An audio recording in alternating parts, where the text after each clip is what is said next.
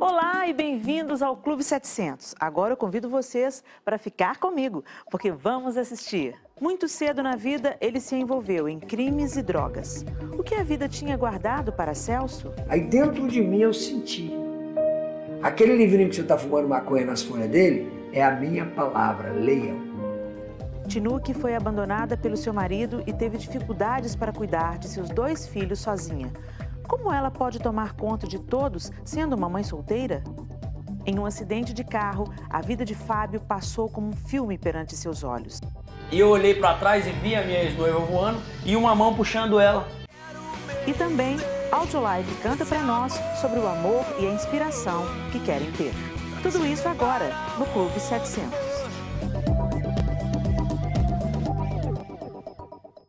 Bem-vindos a mais um Clube 700. O programa está começando com coisas muito legais hoje. Não se esqueça, se você precisa de ajuda em oração, ligue para nós. Queremos orar com você. Celso tinha uma habilidade para a violência, roubo e o engano. Ele sempre pensou que isso era um dom, até que ele descobriu no que ele realmente é bom. Eu me envolvi muito cedo com as drogas, me envolvi com a criminalidade por causa das drogas e acabei sendo preso com 18 anos ainda de idade. E para a sociedade eu era irrecuperável. O abuso de drogas desde os 12 anos levou Celso ao crime. Um dia, ele atirou em um membro de uma família de bandidos. Eles ficaram tão impressionados com a audácia de Celso que o recrutaram para entrar para a gangue. Em casa eu era, perto da minha família, eu era o Celcinho da família. E fora dali, eu era o pichote perigoso. Primeira vez que eu vi a Marli, eu falei para um amiguinho que estava usando droga comigo. Eu falei, aquela menina vai ser minha esposa. Comecei a pegar amizade com as pessoas que eu via que eram realmente bandidos e tudo para poder... Eu tinha a minha ideologia, achava assim, se eu for amiga, eles vão me fazer mal. 3 dias antes de eu ir preso, eu tive um sonho. E eu parei ela na rua e contei esse sonho para ela. Falei para ela que eu me vi numa troca de tiro com a polícia, que 2 caras morriam e eu ia preso. E ela ainda insistiu comigo, não vai então, sai fora. Eu falei, não tem jeito, eu tô no comando, como que eu não vou?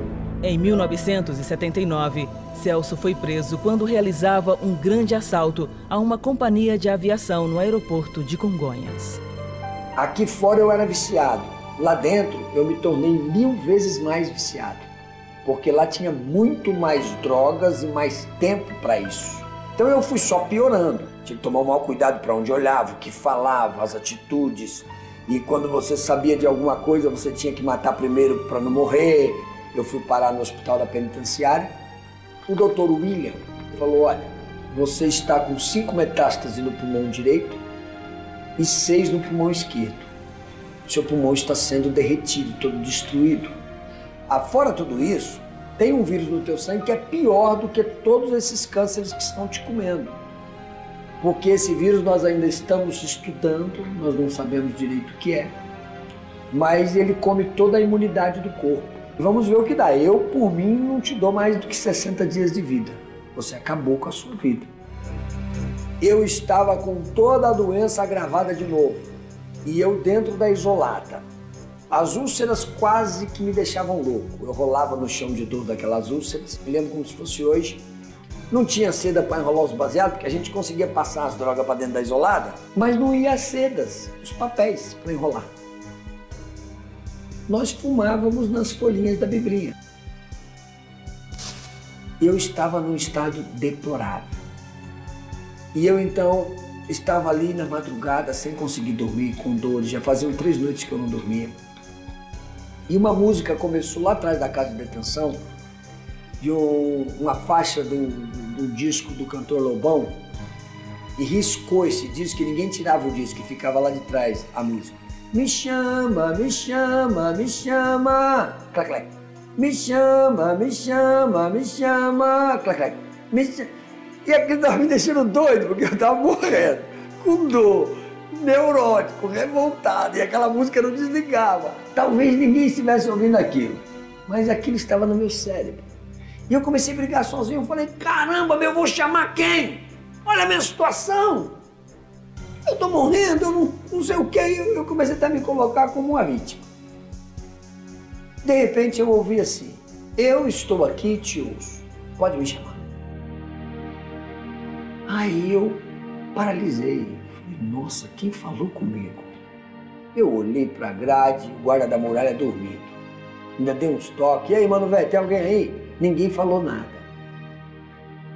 Olhei no guichê, o guarda interno dormindo. Aí eu ouvi de novo, eu estou aqui, te ouço, pode me chamar. Nessa hora eu caí de joelho no chão e falei, nossa, é o Deus da minha mãe. E eu falei, Deus, se o Senhor existe mesmo, se minha mãe está certa, me dá um sinal que eu não estou louco. Aí dentro de mim eu senti. Aquele livrinho que você está fumando maconha nas folhas dele é a minha palavra, leia. Eu procurei a Biblinha e nós estávamos fumando nela há 19 dias. 10, 15 baseados por dia, quer dizer, ela quase não tinha mais folha, estava só o restinho. E Deus é tão bom que Ele não permitiu nós termos fumado Mateus 11, 28 a 30, porque foi a folha que eu peguei na hora e eu li. Vinde a mim, todos vós que estáis cansados e sobrecarregados e oprimidos, e eu vos aliviarei. Tomai sobre vós o meu jugo, aprenda de mim que sou manso e humilde de coração, e encontrarei descanso para as vossas almas, porque o meu jugo é suave e meu fardo é leve. Quando eu li isso, eu falei, Deus, se isso é verdade, tem jeito para mim. Me dá uma chance. Se o Senhor me der uma chance e acontecer, eu vou ser crente.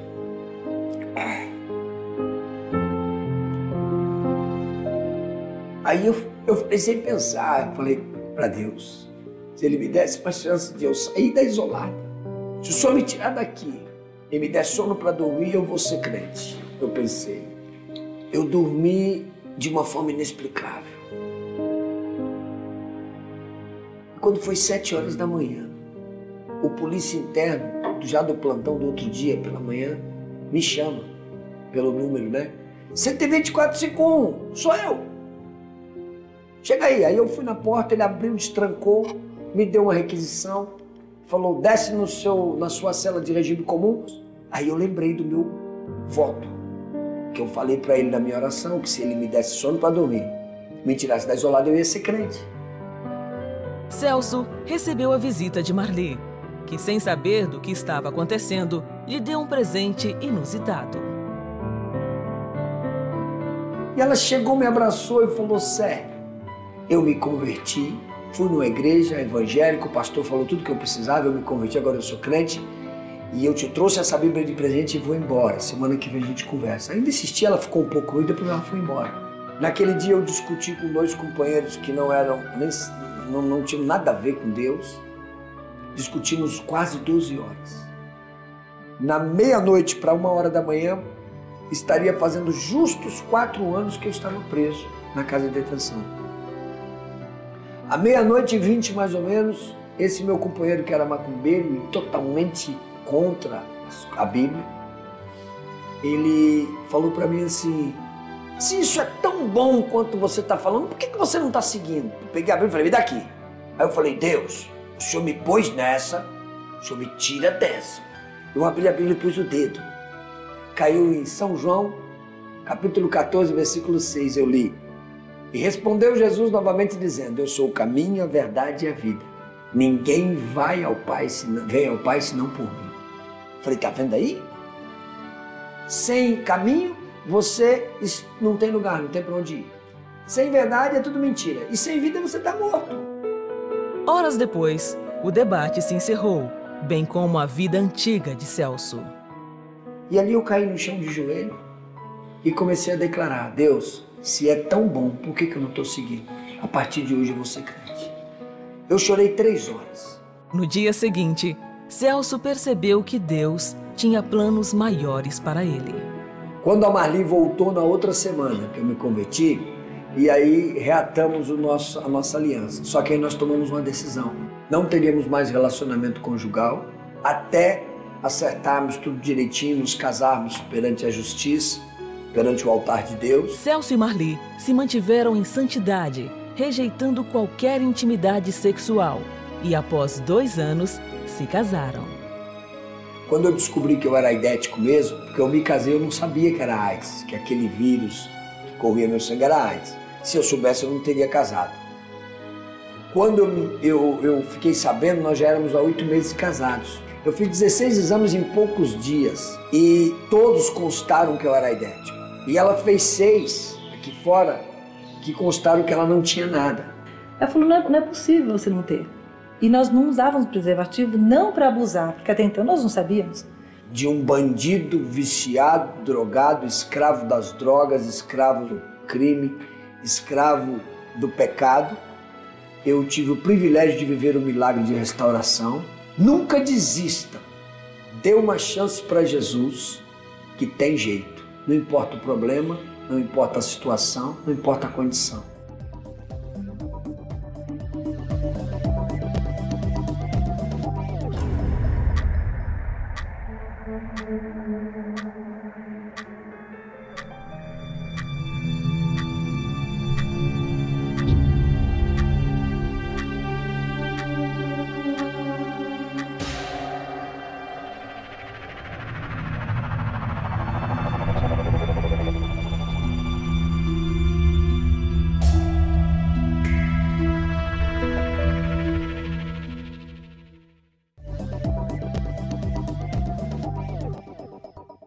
Olá, estamos de volta com mais histórias que mudaram vidas. Agora conheça a Tinuque. Ela foi deixada pelo marido com 2 filhos. Veja todo o seu esforço para manter a família. Ver os filhos crescerem fazem Tinuque muito feliz. Ela tem muita esperança no futuro deles. Mas há pouco tempo, Tinuque e sua família tiveram tempos difíceis. Meu marido me deixou com 2 crianças. Dali em diante, nós 3 tivemos que dar um jeito para viver. Tinuque não conseguia emprego e ela e os filhos tinham muito pouco para comer. Amigos e parentes tentavam ajudar o quanto podiam, mas nunca parecia haver o bastante para comprar alimento. Eu pensei em ir atrás do meu marido e pressioná-lo. Então, uma amiga de Tinuque soube de um centro de treinamento que a Operação Blessing havia aberto em sua cidade. Ela estava apreensiva sobre aprender um novo ofício. Eu pensei que fosse a pessoa mais velha dali, mas algumas eram mais velhas ainda que eu e fiquei animada para voltar no dia seguinte. O programa da Operação Blessing ensinou a costurar e fazer novas roupas. Ela se formou com louvor e logo começou seu próprio negócio de costura para uma clientela crescente. Essa é uma de suas clientes. Tinuque faz roupas realmente muito bonitas. E ela tem um ótimo relacionamento com as clientes. Me perguntam onde faço minhas roupas e eu trago todo mundo aqui. A oficina de Tinuque agora permite que ela cuide da família. E suas necessidades estão satisfeitas, graças às novas habilidades. Eu quero agradecer à CBN tudo que fizeram pela minha vida e eu sou muito agradecida. A Operação Blessing é uma ONG que trabalha junto com o Clube 700. É ativa no mundo todo e realmente precisa da sua ajuda para continuar com projetos como este, para ajudar outras Tinuques pelo mundo. Se você quer ajudar, acesse clube700.com.br e sua doação irá para projetos como esse. Você pode fazer uma grande diferença. A seguir, o irmão de Celso, Fábio, estava indo pelo mesmo caminho que seu irmão foi.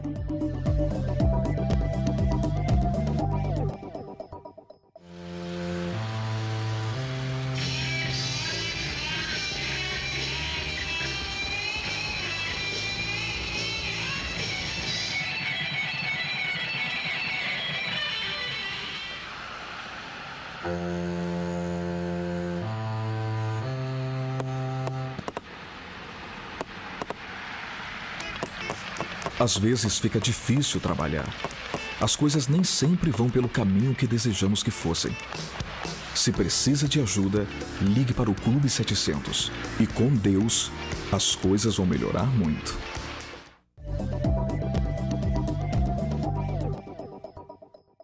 Estamos de volta com o Clube 700. Você acabou de ver a história do Celso. Viu como ele estava irrecuperável, mas achou a verdadeira alegria. Agora, você vai ver seu irmão Fábio, que sempre olhou para o Celso como um exemplo e quase acabou do mesmo jeito. Durante o acidente, minha vida passou como um filme e eu tinha certeza que eu ia morrer. Durante a adolescência, Fábio nunca foi muito ligado com a religião do pai, apesar de ter uma forte ligação com ele. E o Celso, meu irmão, era uma pessoa que se destacava para mim. Para mim, o Celso era como se fosse meu herói.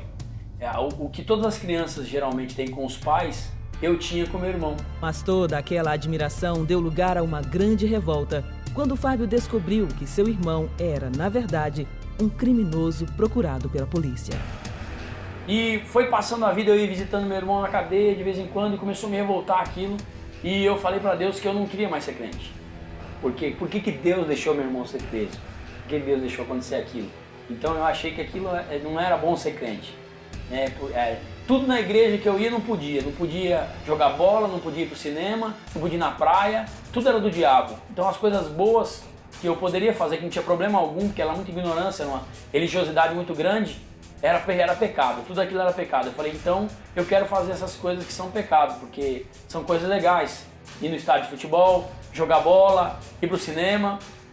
E eu comecei a me envolver com muitas mulheres. Dos 17 aos 22 anos, Fábio ficou afastado da igreja e passou a viver a vida sem se preocupar em seguir as leis de Deus.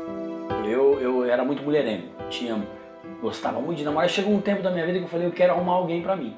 Eu não quero mais viver essa vida dessa forma que eu tô vivendo. De menina que eu namorava, eu sentia muito sozinho. Mesmo tendo um monte de gente, eu me sentia muito sozinho. E aí eu conheci uma menina, comecei a namorar com ela, nós começamos a namorar e eu namorava escondido com ela. E o pai dela era muito rígido mesmo, muito. Nós sofremos um acidente. Eu e a Vanessa sofremos um acidente. A gente estava saindo do prédio escondido de moto e o prédio era próximo à BR. Nós atravessamos a BR, pegando a Guilherme do Vilares, veio um taxista e ele passou do lugar que ele tinha que entrar para pegar a BR. Eu vi ainda, parece até mentira, mas eu vi o cara falando para ele alguma coisa, o passageiro, e ele virou de uma vez. Eu falei, vai bater, e segurei, virei pro lado dele para não arrancar a minha perna e da minha ex-noiva. Nós batemos e na hora que a gente bateu, parece que parou o tempo. Eu voando, eu lembro, passou a minha vida inteira, naqueles segundos, milésimos de segundos ali, passou a minha vida inteira na minha mente. E eu olhei para trás e vi a minha ex-noiva voando e uma mão puxando ela. Ela caiu de joelho no chão, meu capacete voou, caiu uns 20 metros, caiu dentro de um bar, eu caí do lado da moto e a única coisa que aconteceu comigo foi uma marquinha na minha perna. Foi um furinho bem pequenininho na minha perna que furou até a minha calça. Era pra ter arrancado a minha perna e no normal, quando se bate na moto, a pessoa que tá atrás ou cai em cima do carro ou cai do outro lado da rua e ela caiu para trás. Naquele momento tava passando um caminhão basculante azul do outro lado da rua, do lado do carro, que ela cairia e ele passaria por cima dela e mataria ela com certeza. Estar tão perto da morte fez com que Fábio reavaliasse sua vida. Ele visitou Celso, que havia inesperadamente mudado de vida. E chegamos na casa dele, ele começou a me falar do que Deus tinha feito na vida dele, do que tinha acontecido com ele, e aí, naquele dia eu aceitei Jesus com ela. Naquele dia, eu fiquei bem uma semana meio que andando a alguns centímetros do chão. Por segundos, por causa de ter conversado com ele ali, dele contado o testemunho de como Deus libertou ele dentro da cadeia, do Deus que ele conheceu, a igreja até mesmo que ele estava indo, que era diferente, que não tinha mais aquilo, de proibições e tal, e eu me senti extasiado. Eu comecei a viver uma vida diferente. Eu falei, agora eu quero ser crente, agora eu quero servir a Deus, agora eu quero servir a esse Deus que é tão bom que eu não tinha conhecido. O Jesus que tinham falado para mim era totalmente diferente do que eu conheço hoje e do que eu conhecia aquele dia. Minha vida mudou completamente. Após algum tempo, a noiva de Fábio rompeu o noivado, o que o deixou profundamente abatido. Passados-se alguns anos, ela chegou e falou que não queria mais servir a Deus. Que ela queria ir para o mundo, que ela sempre se sentiu presa e ela com a família dela e que ela queria curtir o mundo. E eu até falei para ela, você está doida? E tudo que Deus nos prometeu, Deus falou pra gente que a gente teria muitas coisas, que nós oraríamos por nações, que Deus levaria a gente por nações. Eu falei, você pode quebrar a cara? Ela falou assim, eu estou pronta a quebrar a cara.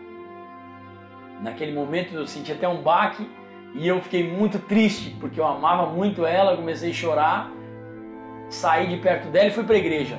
Fui falar com meu irmão, cheguei na igreja e falei, mano, a Vanessa acabou o nosso relacionamento e tal. E ele falou, para de chorar, pega a Bíblia aí, abra a tua Bíblia aí em Mateus 19, 29 e 30, o que está dizendo aí? Todo aquele que deixar pai, mãe, mulheres, fazenda, por amor do meu nome, eu darei 100 vezes mais que o desejo do seu coração e ainda a vida eterna nos céus. Ele falou pra mim, você quer isso pra você? Eu falei, eu quero, mano. Ele falou, então pronto, Deus tem o melhor pra você. Se Deus permitiu que acontecesse isso, é porque Ele tem o melhor pra você. O que você quer? Eu falei, eu quero ficar do lado do Senhor. E eu tenho certeza que Deus vai mudar a minha história. Em 2002, Fábio conheceu uma moça que tocou seu coração. Quando conheci o Fábio, eu me surpreendi com a pessoa que ele era. Porque até então eu nunca conheci uma pessoa que, pelo histórico passado, fosse tão feliz, pudesse ser tão pra frente, pudesse ser tão alegre e ter tantos amigos. Porque eu não tinha isso, eu não sabia como era isso. Eu era presbítero da igreja e veio uma morena linda, maravilhosa, né? Eu conheci minha esposa. Eu, por opção, eu me casei com 16 anos. E eu sou filha única, isso assim, foi um choque. Esse dia 11 de janeiro de 2003 a gente estava casado. Tivemos um filho maravilhoso, o nome dele é Levi, meu filho, que é uma grande bênção na minha vida também com a minha esposa. E Deus começou a me prosperar. Eu entrei numa empresa como atendente daquela empresa e saí de lá como diretor de marketing naquele lugar. Deus mudou a minha história. Hoje eu trabalho num lugar onde eu ganho muito mais do que eu imaginava um dia que eu ganharia. Hoje eu moro num apartamento muito bom, muito grande mesmo, um apartamento que eu nunca pensei que eu poderia comprar. O que Deus fez na minha vida, depois que eu conheci Jesus, é inexplicável. De todas as coisas que um ser humano pode conquistar na vida, o bem maior que ele pode ter é a família. Foi o que Deus mostrou, né? Me dando a minha esposa, meu filho, que é uma bênção de Deus na minha vida. E que através deles, a verdadeira alegria que eu sempre procurei, né? Como eu falei que eu tinha mulheres e tal, e aquilo ali nunca me dava alegria. Quando eu conheci Jesus e aquele vazio preencheu e depois Deus me deu uma maravilhosa esposa e um filho que hoje verdadeiramente eu sou feliz. Muitas vezes, inconscientemente, brincamos de bem me quer e mal me quer com Deus. Se tudo vai bem, do jeito que desejamos, Deus bem me quer. Ele me ama, Ele é fiel e perfeito. No entanto, se as coisas não acontecem da mesma maneira como planejamos, logo pensamos, Deus mal me quer, Ele não me ama tanto assim. Será que Ele não vê o que está acontecendo comigo? Onde estava Deus quando isso aconteceu? Não é assim que falamos? Embora Fábio tivesse nascido em um lar religioso, diante da frustração de ver seu irmão Celso no fundo do poço, ele desistiu de conhecer a Deus e se envolveu com um estilo de vida totalmente alheio às verdades de sua palavra. Os irmãos Fábio e Celso, cada um à sua maneira, deram as costas para Deus. Olhando para a história de ambos, você pode até pensar, mas o Celso pisou na bola muito mais, ele se tornou um bandido e o Fábio só ficou decepcionado. Para Deus, não existe distinção entre grandes e pequenos pecados. Ambos nos separam dele. Celso sofreu maiores consequências, mas o mesmo amor que o tirou da prisão livrou Fábio da morte e de um casamento infeliz. Fábio e seu irmão tiveram suas vidas transformadas, não pela religião, mas por um encontro pessoal com Jesus Cristo. Você também deseja este encontro? Você precisa conhecer a Jesus? Não importa o tamanho do seu pecado, não importa o estado em que você se encontra agora, o amor de Deus é suficiente para cobrir e perdoar qualquer pecado. Abra o seu coração e ore comigo. Ó Deus, eu preciso do teu perdão para os meus pecados. Por isso eu me achego a Ti agora, através da fé. Confesso diante de Ti que sou pecador e preciso do Teu perdão e abro o meu coração, convidando Jesus Cristo, Teu Filho, para habitar em mim. Eu não quero mais apenas falar de Ti, eu quero andar contigo. Em nome de Jesus. Amém.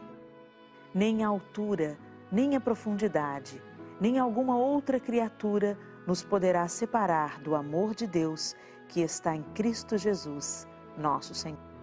E se você quer receber uma oração, ligue para nós. Vamos adorar orar com você. Você acabou de ver como Deus pode alcançar uma família inteira. Se você precisa de restauração, ligue para nós e entre no nosso site clube700.com.br. E para acabar o programa, vamos ouvir uma música sobre o amor e a inspiração, chamada Tanto a Dizer, da banda Audiolife. E nós nos encontramos no próximo Clube 700. Tchau, tchau.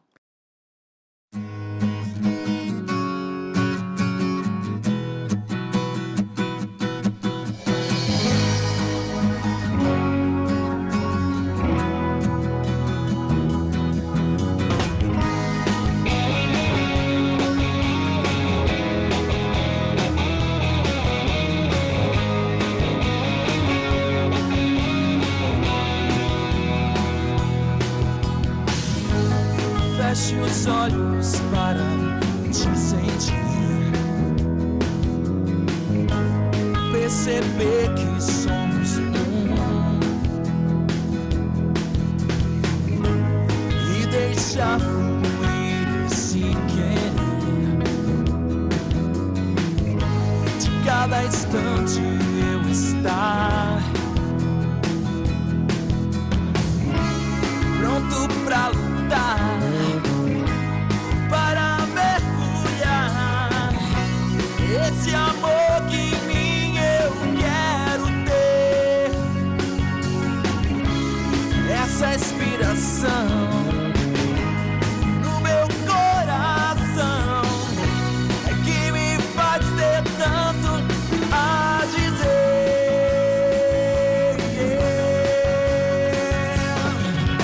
Eu quero merecer esse amor pra te levar a